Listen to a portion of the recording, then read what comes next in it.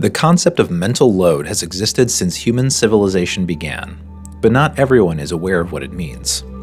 The American Psychological Association's definition of mental load, also called cognitive load, is simple: the relative demand imposed by a particular task in terms of mental resources required. However, there's a deeper, culturally informed definition that it's important we understand as well. We can also think of mental load as how we divide up all the thinking and decision-making that goes into maintaining a household, family, relationship, or other group activity. For example, think about the process of meal planning for a family of 4. Depending on how the mental load is distributed, it might be that for 3 members of the family, dinner appears on the table each night, the pantries are magically stocked with breakfast food, and the refrigerator always has lunch meat and cheese for sandwiches ready to go. What they might not see or fully appreciate is that the 4th member of the household regularly takes on the mental task of reviewing what food is needed to keep the pantry full, planning out meals for the week, and making grocery lists and buying them. What they might not see or fully appreciate is that the 4th member of the household regularly takes on the mental task of reviewing what food is needed to keep the pantry full, planning out meals for the week, and making grocery lists, and buying, sorting, prepping, and cooking all the food for the family. In an ideal scenario, members of the group would take on an appropriate portion of the mental load so that group maintenance tasks are distributed equitably. Unfortunately, this isn't always the case. Stereotypical gender roles often cast girls and women in the role of home and family maintainer, which can mean that boys and men may not be fully aware of the true scope of this maintenance and view it as just something that happens on its own.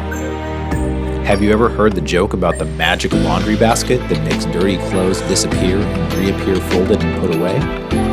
In reality, group members who take on inequitably large shares of mental load often feel overwhelmed, underappreciated, and stressed out by the rigors of shouldering the bulk of the mental load. So what can we do to start to level this imbalance? The first thing you can do is think deeply about all the work that it takes to keep up your own household, family, or any other group that you're a part of. Ask yourself, what kind of planning is required to make sure things run smoothly? What kind of decisions need to be made? Who's doing all of this work? If you're struggling with this, you can also do some reading. The comic You Should Have Asked by Emma, which you can find with... If you're struggling with this, you can also do some reading. The comic You Should Have Asked by Emma is a great place to start. Once you get a good sense of all the mental work that needs to be done, start doing some of it without being asked. It's important to note that asking your default household manager how you can help still requires them to do the mental work of assigning you a task and then ensuring that it's done properly. Doing what needs to be done just because it needs to be done is a great way to reduce the mental load we place on others.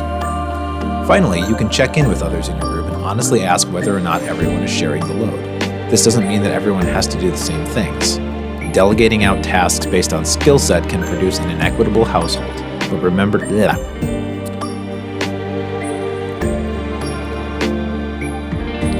Finally, you can check in with others in your group and honestly ask whether or not everyone feels that we are equitably sharing the load. This doesn't mean everyone has to do the same things.